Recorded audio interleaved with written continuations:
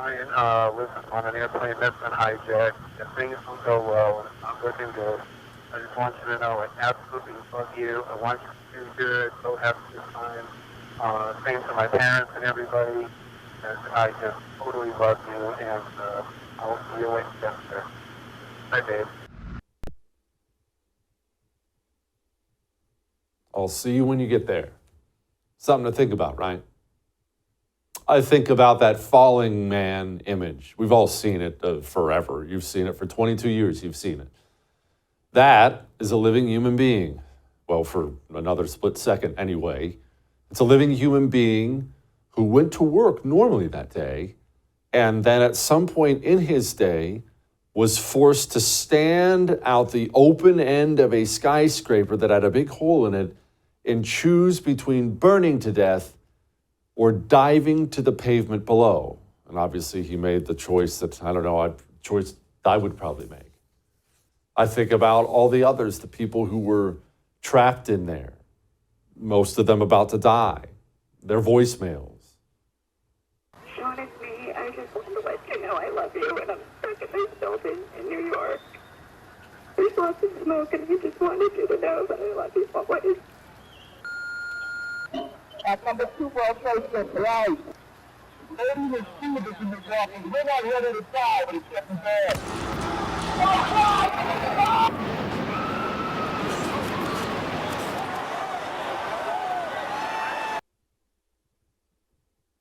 It's tough, isn't it? All we can do is honor their memory. And we can endeavor to never, ever, ever take this day and be like this woman here.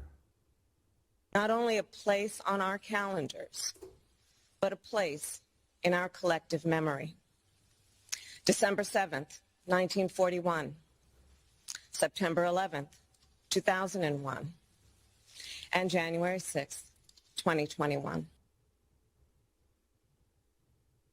January 6th. Probably a decent time to bring up this little fact that they compare 9/11 to January 6th.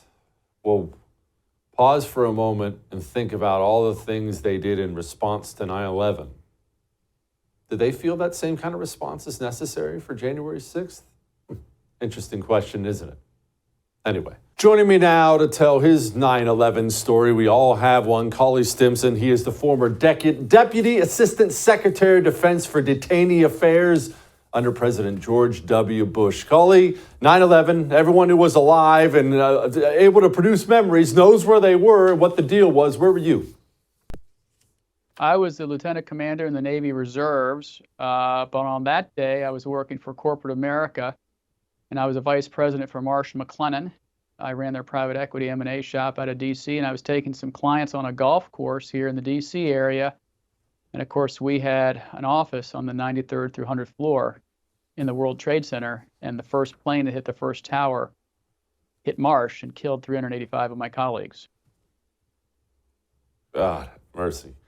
Okay, after the attacks, I can only assume you got a phone call, didn't you? I did.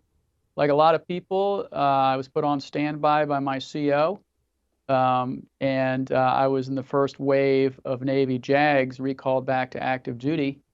And one of the things I really remember, Jesse, is my wife was on a business trip. She was in California, I was here in DC. We knew that the likelihood of getting recalled was very high. And I got called at 7 in the morning by my CO, and she said, you got 72 hours to get your sea bag and go. And I said, aye, aye. And I called my wife, so it was 4 in the morning, her time in San Diego. And I said, I got the call. And my wife said, do your duty. That's all she said. And I'm sure that a lot of spouses said the same exact thing, because at that time, as you remember, because you served honorably in the Marine Corps, there was a sense of duty and honor, and you did your job. And a lot of people did. Yeah, a lot of people did. What a woman you got there. I love that story. Cully, maybe I'm wrong. I hope I'm wrong. We don't feel like that country today? And I know countries change and times change. I get all that. But, we all ask ourselves that question because I remember a time of unity, at least for a brief time after it was over. We all ask ourselves that question, will we unify again? And I don't know if that would happen again. Man, I hope I'm wrong about that. Well, I hope you're wrong too. But most people don't even realize, Jesse, that we're still in a state of armed conflict. We're at war, literally. Legally speaking, we're at war. I remember Secretary Rumsfeld, who I had the privilege of working for as Deputy Assistant Defense Secretary, used to say to his political appointees, and there was only a handful of us, he would come into the building at 6:30 in the morning, he would leave at 6:30 at night and head back across the Potomac to his house in D.C., and he would say, we're the only building at war. He said, all the lights are on at the Pentagon, I crossed the river, and all the lights are off in the other federal government buildings. And this was in 2006. So here we are in 2023, and I bet if you did a man on the street walk around and asked 100 people, are we at war? Most of them would look at you like you're nuts, but we still are. Cully, looking back now, how do we assess the global war on terror? I know a lot of people, especially veterans who served, have a lot of different ways they look at it, and most of the veterans I talked to today, sadly, do not feel wonderful about the whole thing. You served. How do you feel about it? Well, like you, Jesse, I served in the Department of the Navy. I did my 30 years, retired as a captain a year ago or so. And, no one wants war. This war came to our shores just like it did at Pearl Harbor. There is evil in the world.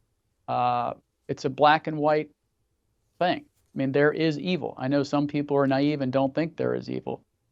But when you talk to these terrorists, and I've been in the interrogation booth in the room, I helped bring the 14 high-value guys out of the shadows to Guantanamo Bay in September 2006. They have a saying, Jesse, you guys have watches, we have calendars. They take the long view, just like the Chinese do now.